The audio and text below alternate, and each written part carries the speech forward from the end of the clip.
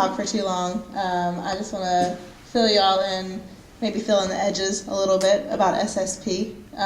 So like Chuck said, SSP is Sludge Safety Project, and basically what it is it's a community-driven organizing project. And we came out of Mingo County, which is where I live. I'm from Charleston originally, but now I live in Mingo County. And there's a community down there that had black water and they had bad water, the community of Raw. And people didn't really know what was wrong with their water at first. And then through a lot of work and a lot of time, they realized that it was actually, like Chuck was saying, underground injections of coal slurry that was literally getting right into the wells and coming out black, and people were drinking that. And I mean, it's not just like you're drinking that for a few weeks or a few months. Like, people were living with this kind of water for decades. And they just got water in that community, I think maybe like 3 or 4 years ago.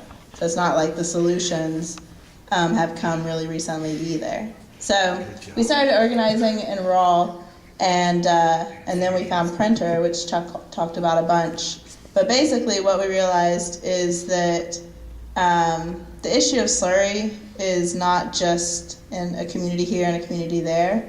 It's way bigger than we even know at this point. Like Chuck said, water isn't something where you just put it somewhere and it stays. It's really traveling throughout the state. And the way that they inject underground, they've injected hundreds of billions of gallons of slurry underground. Where they've injected, we don't even know, because the DEP didn't even keep records of it for decades. They only started keeping records of it a couple of decades ago. And right now, well, I'll get to that in a second. But anyway, so there have been hundreds of injection sites. Right now there's about 15 active injection sites. But in those sites, they can dump as much down there as they want. So basically what we realized was that to actually solve the problem with slurry, we're going to have to do more than just go into communities and bring water lines into each community. So we started lobbying, which is challenging in the state. And I mean, these guys here have been lobbying way longer than I have. I just started a few months ago, but it's a constant uphill battle. And there's been a lot of progress. In 2007, we finally got some people to pay attention to the issue, and they passed a study resolution, which Chuck talked about, STR 15. And that was basically where the state said, okay, we're going to look at what the environmental impacts of slurry could be and what the health impacts of slurry could be. So that was in 2007. They were supposed to have it done. DEP was supposed to do the environmental study in a year, and DHHR, the Department of Health, was supposed to do the health study in a year, which means it would have been finished last year. They barely got the environmental study finished last year, and they're still working on the health study, and both have been a total joke. The DEP basically said, like Jim said, they didn't even look at the places that Sludge Safety Project recommended, and what they did look at, they said they weren't really sure. They couldn't really tell what the environmental impacts were, and that probably somebody else should study it more. And the health study is going to be about the same.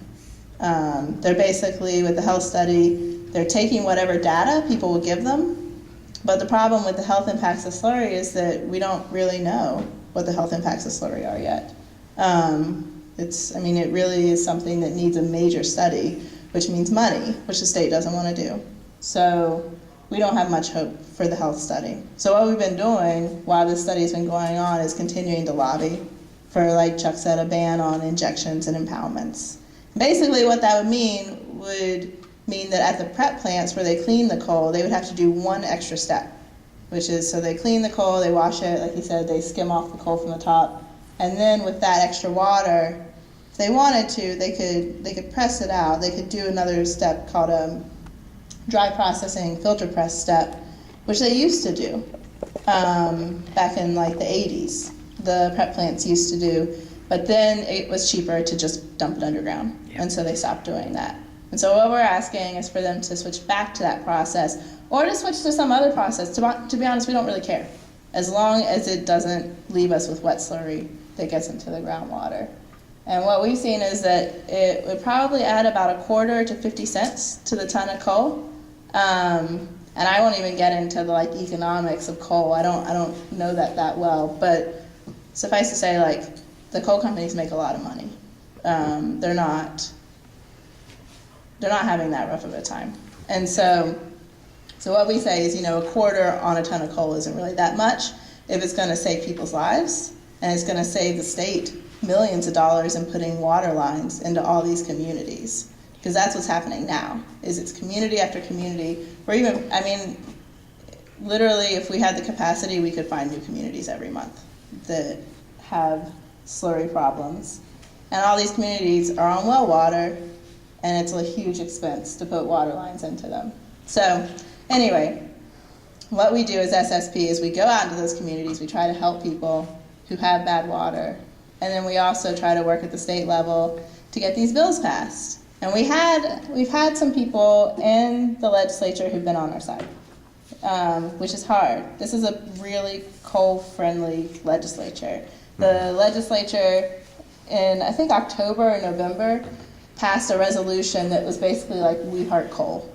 They spent a whole day working on that, and that was what they passed. And every single senator and delegate signed on to it. And it didn't do anything. It was just like, we support coal. So in that kind of atmosphere, especially in an election year like this year is, getting anyone to even step up on an issue that deals with the coal industry is challenging. But we had Senator White introduce a banned slurry bill last year. He drank slurry, the slurry-looking water on the Senate floor, which caused a little media hoopla. And then we've had a couple of delegates, including Delegate Mike Minniepenny, really pushing for us. So we're just trying to push them more. Like Chuck said, we go every week. Every week we go and meet with legislators who really don't want to be held accountable for their positions. And it's hard to pin them down, You say to them straight up, do you care about poisoning people's water? And they'll just, I don't know how to describe it exactly, it's like a crab, they won't even answer the question. They'll talk, but they won't answer the question. But we're trying to hold them accountable, and we're trying to push them to make a change. So you guys should come join us on Thursdays. There's a crew that leaves from here. It's headed by that man.